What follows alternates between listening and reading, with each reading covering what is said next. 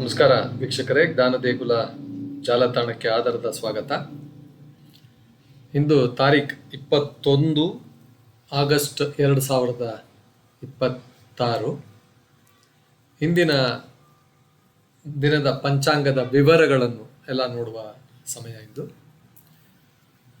ಈ ಪಂಚಾಂಗದ ಡೀಟೇಲ್ಸ್ ಬೆಂಗಳೂರಿಗೆ ಆ ಲ್ಯಾಂಜಿಟ್ಯೂಡ್ ಅದನ್ನೆಲ್ಲ ನೋಡಿ ಅದಕ್ಕೆ ಹೊಂದಿಕೊಳ್ಳುವಂತಹ ಇದು ಎಲ್ಲ ವಿವರಗಳು. ವಾರ ಶುಕ್ರವಾರ,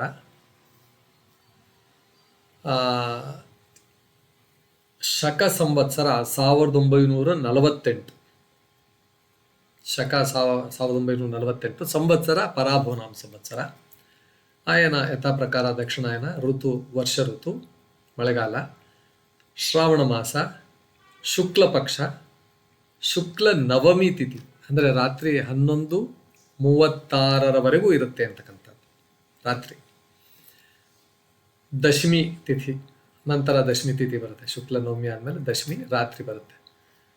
ಕೇಳ್ಬೋದು ಯಾಕೆ ದಿವಸದಲ್ಲೇ ಈ ಥರ ಬರುತ್ತೆ ಅಂತಂದರೆ, ನಮ್ಮ ದಿವಸದ ಕಾಲಗಣನೆ ಹೇಗೆ ಅಂದರೆ ಬೆಳಗ್ಗೆ ಸೂರ್ಯೋದಯದಿಂದ ಹಿಡಿದು ಮುಂದಿನ ದಿವಸದ ಸೂರ್ಯ ಉದಯ ಆಗುವವರೆಗೂ. ಆದ್ದರಿಂದ ರಾತ್ರಿ ಕೂಡ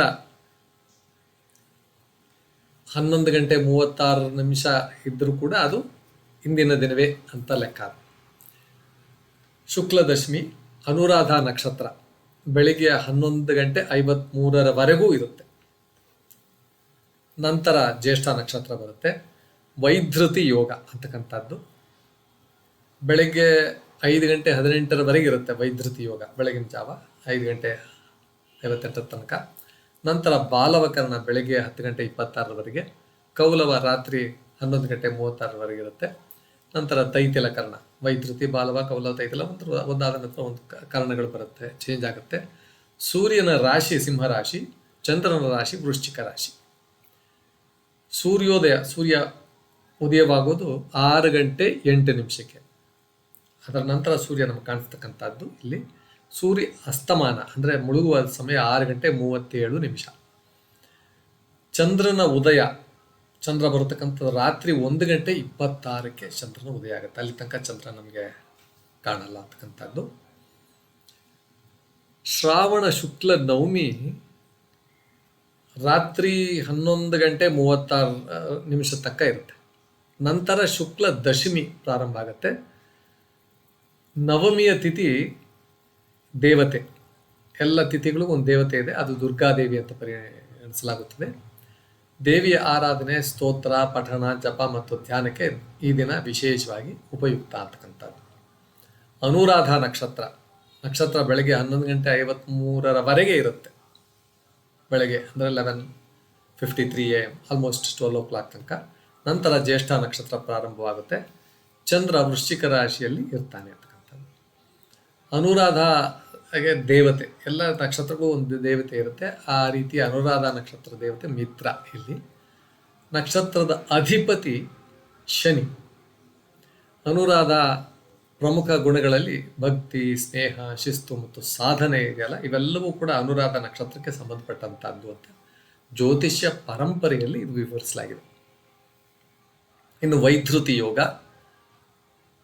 ಸರಿಸುಮಾರು 5:18 ಇರುತ್ತೆ.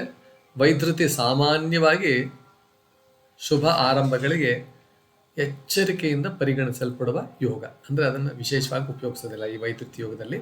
ಆದ್ದರಿಂದ ಪ್ರಮುಖವಾಗಿ ಹೊಸ ಕಾರ್ಯಗಳನ್ನು ಆರಂಭಿಸುವಾಗ ಪ್ರತ್ಯೇಕ ಮುಹೂರ್ತ, ಬೇರೆ ಯಾವುದಾದ್ರೂ ಒಳ್ಳೆ ಮುಹೂರ್ತ ನೋಡೋದು ಉತ್ತಮ.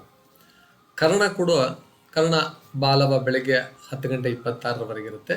ಕೌಲವ 10:26 11:36 ಇರುತ್ತೆ ರಾತ್ರಿ ತನಕ. ತೈತಿಲ ನಂತರ 11:36 ನಂತರ ತೈತಿಲ ಕರ್ಣ ಬರುತ್ತೆ. ರಾಹುಕಾಲ ಬೆಳಗ್ಗೆ 10:49 12:22 ಇರುತ್ತೆ. ಗುಳಿಗೆ ಕಾಲ 7:44 9:17 ತನಕ ಇರುತ್ತೆ. ಯಮಗಂಡ ಕಾಲ 3:28 5:01 ತನಕ ಇರುತ್ತೆ. ಅಭಿಜಿತ್ ಮುಹೂರ್ತ 11:57 12:47 ತನಕ ಇರುತ್ತೆ, ಬೆಳಗ್ಗೆ 1 hour. ವರ್ಜ್ಯಕಾಲ ಸುಮಾರು 6:10 ಸಾಯಂಕಾಲದಿಂದ 7:57 ಇರುತ್ತೆ. ಬ್ರಹ್ಮ ಮುಹೂರ್ತ ಅಂತಕ್ಕಂಥದ್ದು 4 ಗಂಟೆ 32 ನಿಮಿಷ, 5 ಗಂಟೆ 20 ನಿಮಿಷ. ಈ ಸಮಯದಲ್ಲಿ ಜಪ, ಧ್ಯಾನ, ಸ್ತೋತ್ರ ಪಠಣ ಮತ್ತು ಆತ್ಮಚಿಂತನೆ ಹೆಚ್ಚಿನ ಮಹತ್ವ ನೀಡಬಹುದು.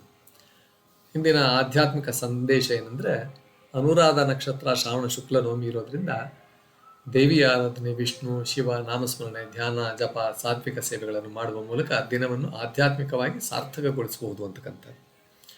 ಇದಿಷ್ಟು ಕೂಡ ಹಿಂದಿನ ಪಂಚಾಂಗದ ಹಿಂದಿನ ದಿನದ ವಿಶೇಷ ತಿಥಿವಾರ ನಕ್ಷತ್ರ ಕಾರಣಗಳ ಒಂದು ಮಾಹಿತಿ. ಈ ಮಾಹಿತಿಯನ್ನು ನಾವು ಡಿಸ್ಕ್ರಿಪ್ಷನ್ ಬಾಕ್ಸ್ ಅಂತ ನಾವೇನು ಹೇಳ್ತೀವಲ್ಲ ಅಲ್ಲಿ ಸಂಪೂರ್ಣವಾಗಿ ಬರೆದಿದ್ದೇವೆ. ಇಲ್ಲಿ ಸಂಪೂರ್ಣವಾಗಿ ಇಲ್ಲಿ ನಾನು ಏನು ಹೇಳಿದಿಲ್ಲ, ಇನ್ಫ್ಯಾಕ್ಟ್ ಅದನ್ನೇ ಓದಿರೋದೇ ನಾನು, ಅದು ಮಾಡಿ ತಯಾರು ಮಾಡಿ ಅದನ್ನು ನಾವು ಕೊಟ್ಟಿದ್ದೇವೆ. ಇದನ್ನು ಓದ್ಕೊಂಡಾಗ ನಿಮ್ಗೆ ಇನ್ನೂ ಸ್ವಲ್ಪ ವಿಶೇಷವಾಗಿ ಅದರ ಮನದಟ್ಟಾಗ್ಬೋದು ಅಂತಕ್ಕಂಥ ಒಂದು ದೃಷ್ಟಿಯಿಂದ ಅದನ್ನು ಮಾಡಿದ್ದೇವೆ. ಇನ್ನು ಬ್ರಹ್ಮ ಮುಹೂರ್ತ, ಯಮಗಂಡ, ಗುಳಿಕಾಲ, ರಾವ್ ಕಾಲ, ಯೋಗ, ನಕ್ಷತ್ರ, ಅನುರಾಧ ನಕ್ಷತ್ರ, ಇದರ ಡೀಟೇಲ್ಸಲ್ಲಿ ಹೇಗೆ ಏನು ಕತೆ, ಇದರ ಇನ್ನೂ ಹೆಚ್ಚಿನ ಮಾಹಿತಿ ಬೇಕಂದರೆ ನೀವು ನಮ್ಮ ವೆಬ್ಸೈಟಲ್ಲಿ ಇದೆ, ನಮ್ಮ ಈ ಜ್ಞಾನ ದೇಗುಲ ವೆಬ್ಸೈಟಲ್ಲಿ ಇದೆಲ್ಲ ತಯಾರು ಮಾಡಿದ್ದೇವೆ. ಕೆಲವೆಲ್ಲ ಮಾಡಿದ್ದೇವೆ, ಕೆಲವು ಮಾಡಿಲ್ಲ, ಇನ್ನೂ ಮುಂದಕ್ಕೆ ಮಾಡುವಂಥ ಒಂದು ಇರಾದೆ ಇದೆ. ಇದನ್ನೆಲ್ಲವೂ ಕೂಡ ನಿಮ್ಮ ಮಾಹಿತಿಗಾಗಿ ಇಲ್ಲಿ ಹೇಳಿದ್ದೇವೆ. ನಮಸ್ಕಾರ ವೀಕ್ಷಕರೇ.